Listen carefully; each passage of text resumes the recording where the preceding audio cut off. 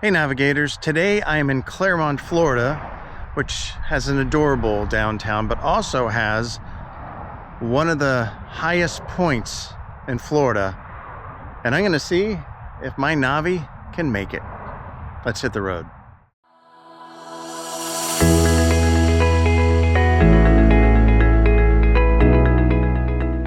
Today we're in Lake County, in the center of the state, to enjoy this ride through Clermont. With its citrus past and promising future, this Florida town has rolling hills, amazing views, and alluring lakes. Hey navigators, it is the night before a ride and I have to get this bike to go into that truck, and it's late and I have to get up really early to get there.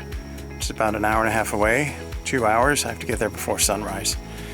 So I usually do this earlier in the day, but I had to go to a goddaughter's play, you know, family, so what are you gonna do? So I gotta get this bike ready, make sure that it runs, make sure that it's fueled up, make sure that all the safety checks are done, and then I'll get it onto that truck back there, and then we'll be good to go. So let's get started. All right, so the first thing you gotta do is we gotta check these tires. If you don't have one of these, I strongly recommend you get one. This is a battery-powered tire inflator. Works on Navis, bikes, and even cars and trucks. So I use this, take it with me on the road in case anything happens.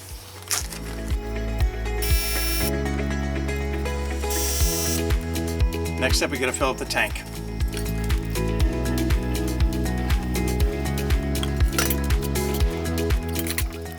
All right, that was good. So next up, I gotta check the oil. Okay, next we're gonna turn the gas on there, and then we're gonna start it up. I usually give it a couple of kicks with the Kickstarter here just to get the gas through the fuel lines before I actually try the electric starter.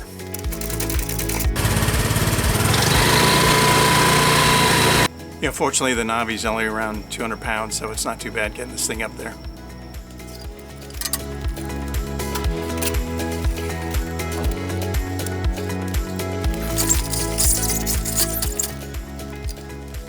Not to smooth this attempt, right? Well, there's a thunderstorm coming. I need to get done quick.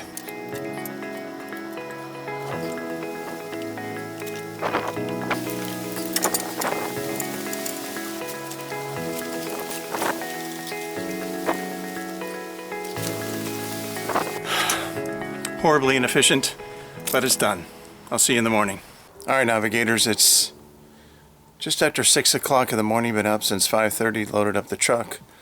It rained a lot last night. I had my cover on my bike there. Got everything in the truck. Let's hit the road.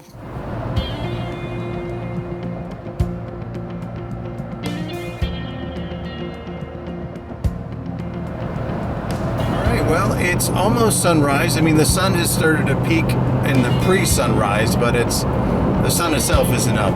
And I normally try to get to locations as early as possible. If I know the roads, I'd like to get there before sunrise because it makes for a better trip, a better viewing experience for you guys. I really enjoy these trips. I really enjoy riding on my Navi. And the reason I started this channel was to hold myself accountable, because I don't know if you're like me, but if I don't make it a priority, I'll never take time to relax. I'll just keep working and working and working on one thing or another. So I needed to hold myself accountable, so I started this channel. Right now I try to get at least 2 rides in with every trip if I can, so 2 little cities. I'm gonna get those 2 rides in today and enjoy the ride. Have fun. I can't wait.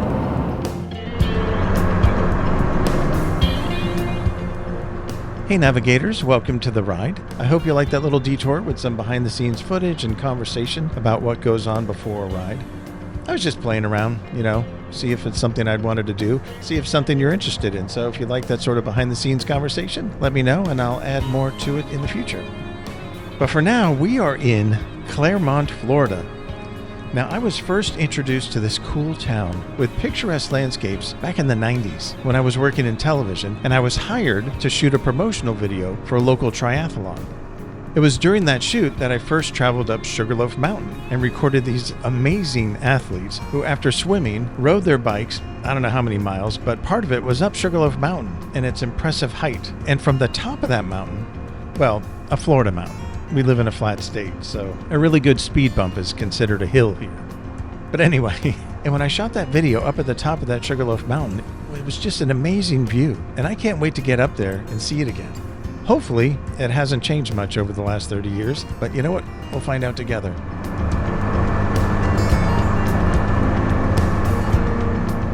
So way back in the day, the area which is now Clermont was inhabited by the Timucua people with, oh man, I'm going to get this name so wrong, Iraparacoxi, maybe, which means war leader.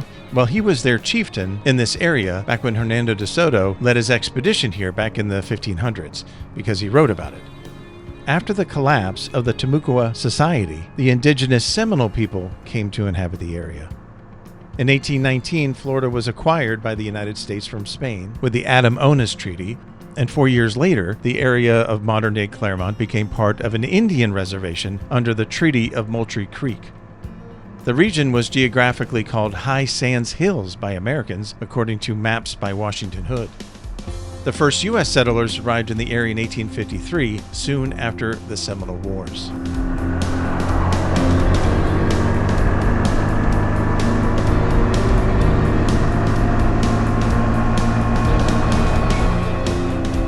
Now, Clermont was founded in 1884, and the city was named for the French birthplace of A.F. Ratnowski. He was the manager of the Clermont Improvement Company, and that was a company to develop the land. The municipality was incorporated as a town in 1891, then disbanded in 1895, then reincorporated as a city in 1916. Now, A.F. Ratnowski's birthplace in Clermont, France, dates back to the Arvany tribe, who lived in that area in France as far back as the 4th century BC. That area was later a significant center of the Capetian dynasty.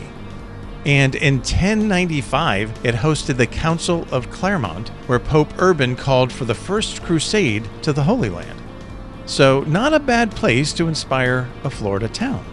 A lot of history there. Now, fortunately, this Clermont's early crusade was actually just planting citrus trees.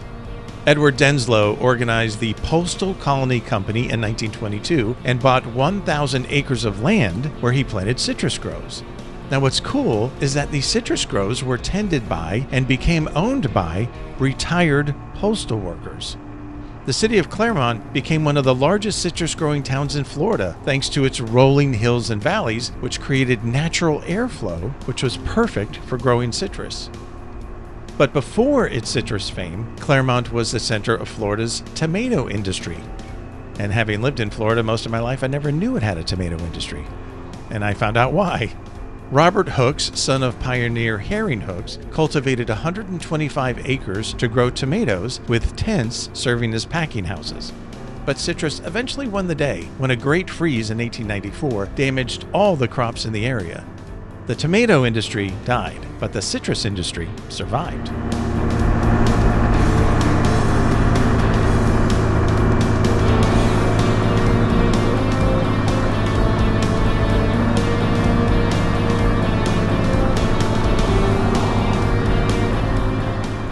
All right, here's some stats for you. Clermont is 19 square miles and has a population of about 49,000 people, living in about 17,000 residences. The median home value is $478,000, and the average rent is about $3,000. As far as demographics go, 22% of the population is under 17, 8% is between 18 and 24, and 11% is between 25 and 34. 24% is between 35 and 54, 10% between 55 and 64, and 25% over 65.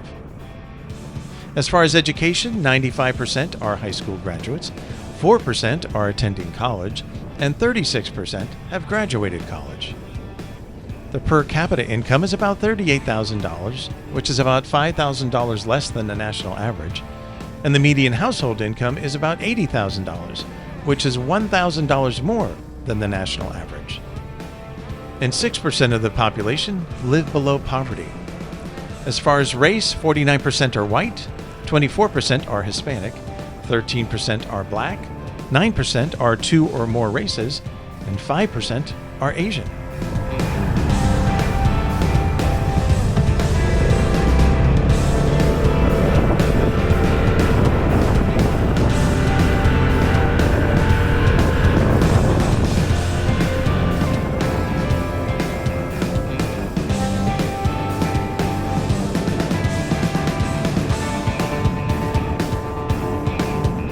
Are you hungry? I know Algo is. It's time to feed Algo the algorithm. So as you know, YouTube uses algorithms or computer programs to look for viewer interaction to determine whether it's worth sharing with others on the platform. And so the more you interact, whether that's pushing buttons, writing things, watching the video all the way through, or any number of options, the more people do that, the more the computer program will want to promote it. So if you like this video, if you could, like I said, push button, write things. You don't have to. But that's the way that this platform will promote it to other people like you. But I will leave that in your very capable hands.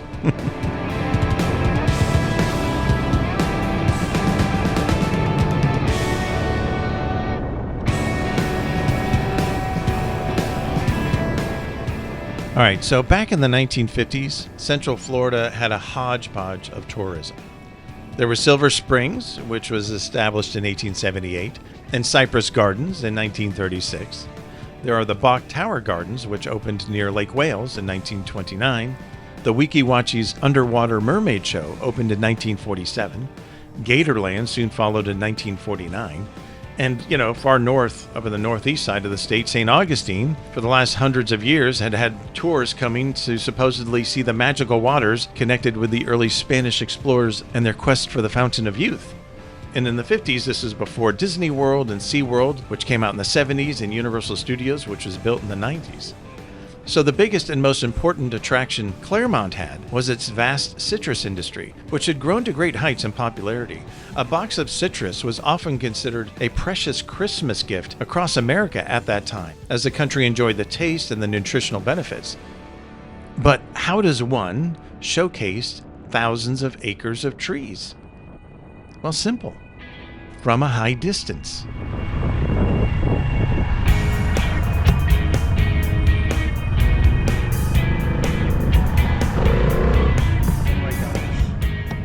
In the 1940s, Clermont mayor and auto dealer Ralph Harper came up with the idea of building a citrus tower to show off the citrus industry and bring people to the area. But it fell on deaf ears. That is until an entrepreneur from Pittsburgh named Alfred William Thacker came to Clermont for vacation in 1952 and loved it. So much so that he moved down here and built the Skyline Hotel. He also owned a piece of land nearby, a land that was one of the highest in the area. A perfect place for a tower.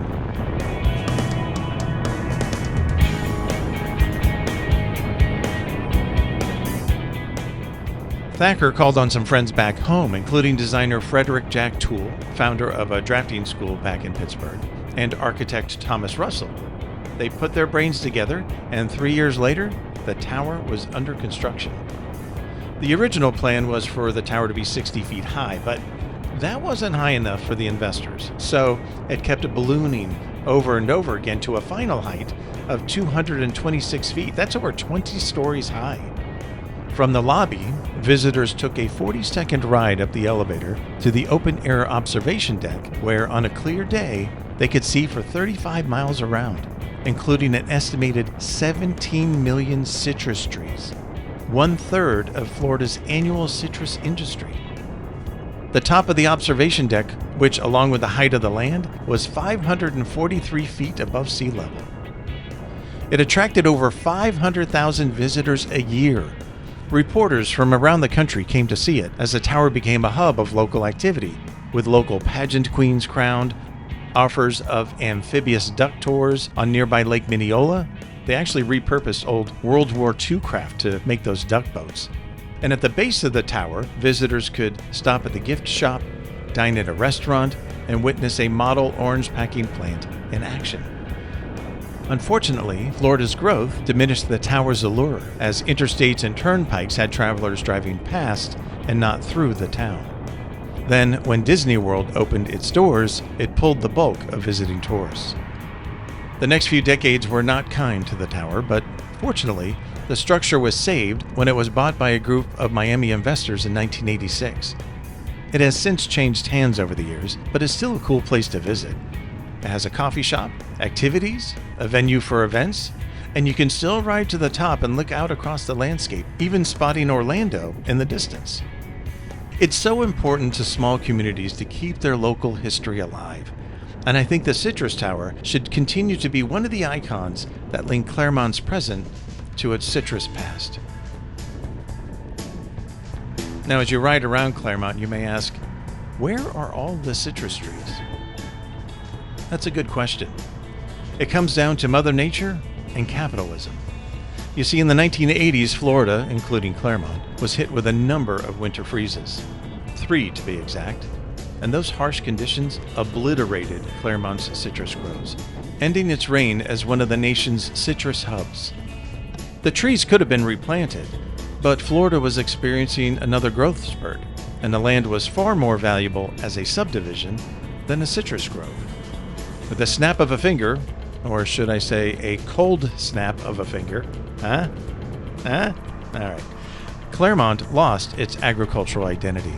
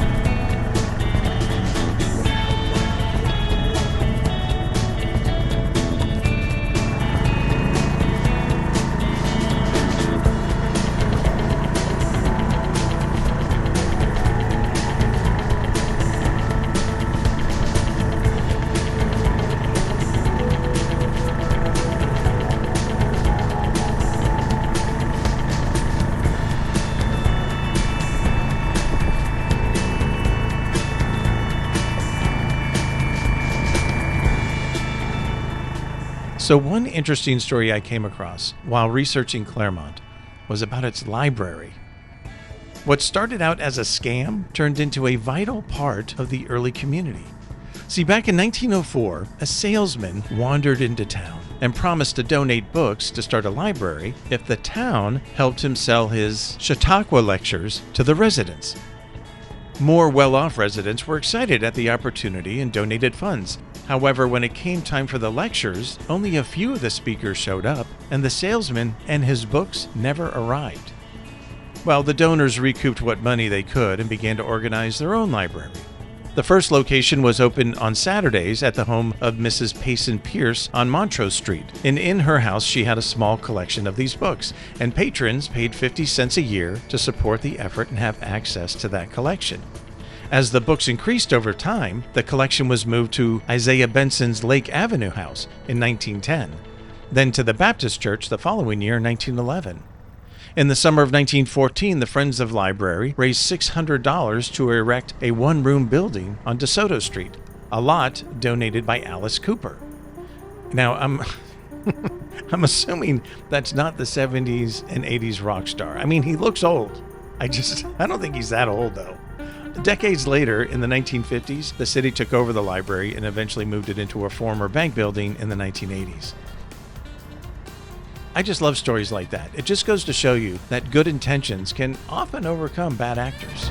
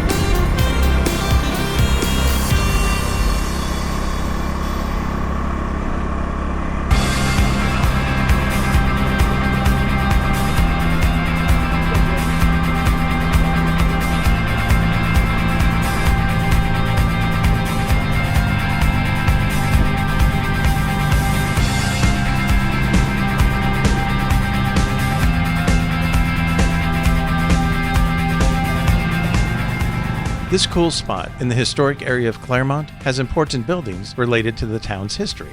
Many of them were moved here to keep them safe and the stories connected to them alive.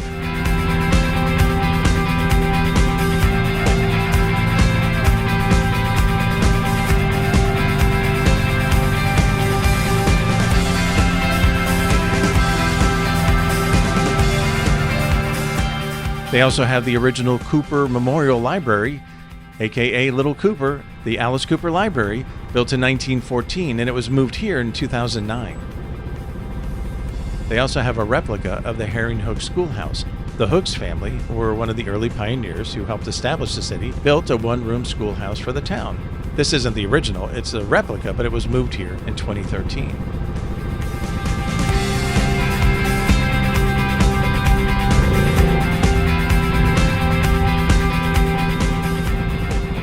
Here they have the Kern House. It was built in 1885 by pioneers Alexander and Eleonora Kern, who relocated to the area from New Jersey.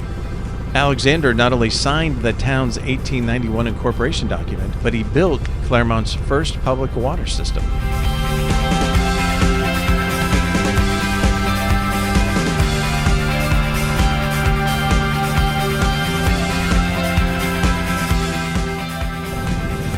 They also have the Townsend home of James and Sally Townsend, and they were the first African-American couple in Clermont. And theirs is another house that shows early settler life.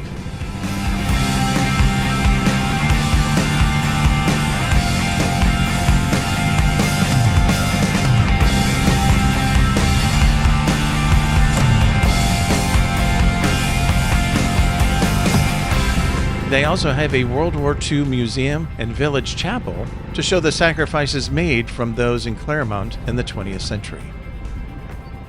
They also preserved a piece of Clermont's railroad history with the train depot, showcasing the area's ties to the citrus and tomato industries' transport networks.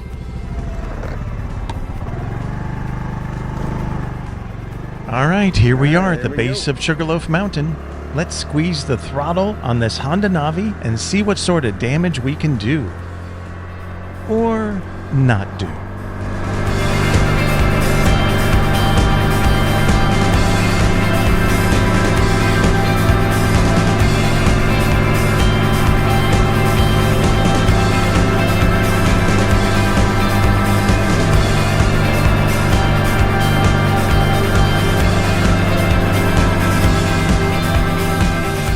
To say, I was impressed by how well my Honda Navi did up this formidable mountain, Florida mountain.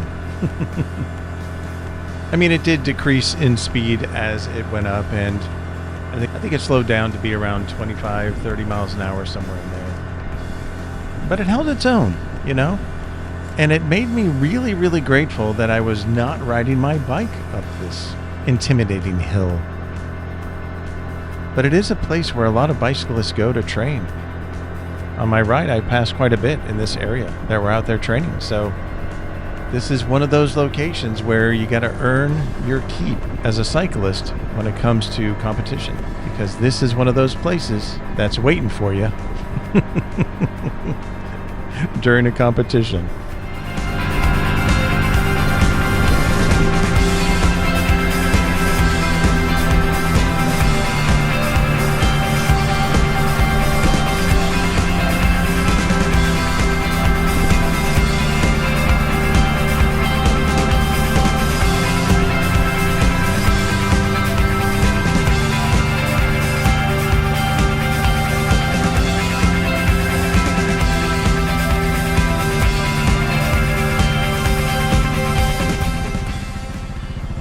Now there in the distance, it's really hard to see, but if you look out, that white area, gosh, the cameras just don't do it justice. But that white area right below the horizon, that's actually a massive, massive lake called Lake Apopka. And it's huge and it's beautiful. So this view, it's so gorgeous up here. You kind of really need to be there. There's some, homes out there, but there's so much land. And in the distance, you see the sun reflecting off this beautiful, massive lake. And what's really neat is that there is always a breeze up here because it's up high, and there's, as you can see, there's not like a forest of trees that are going to get in the way. And 30 years ago, when I was up here recording the triathlon, I actually asked the owner of the house on the right if it was always that breezy, and they said yes, it is up there. And man, if you live in Florida and you have a breeze, you know what you don't have? Mosquitoes, because they don't like breezes. So I just remember going, if I could ever live anywhere, it would be up on the top of this hill.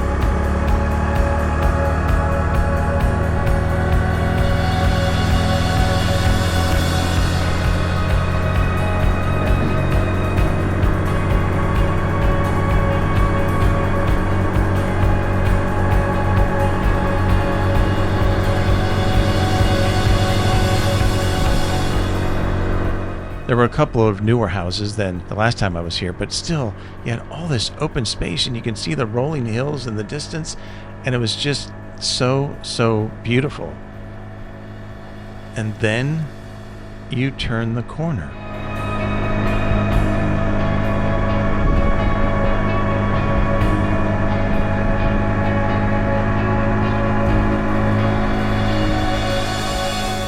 And then you start to see the future of Clermont in this area and its subdivisions.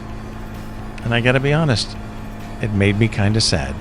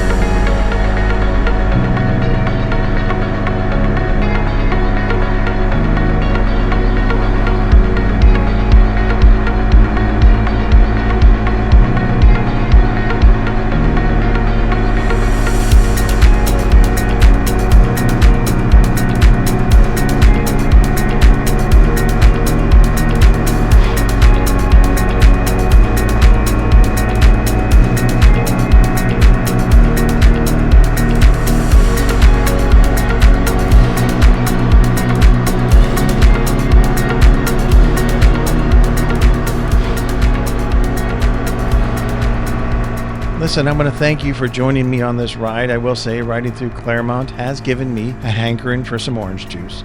But in the meantime, I want to thank you for joining me on this ride today. As you know, time is the most precious treasure we have, and the fact that you spent any of that with me means the world to me. I mean that 100%. So thank you so much for being here, for taking the ride with me. And remember, when you're on the road, be safe, be kind, and be generous to each other. And most of all, have a good time.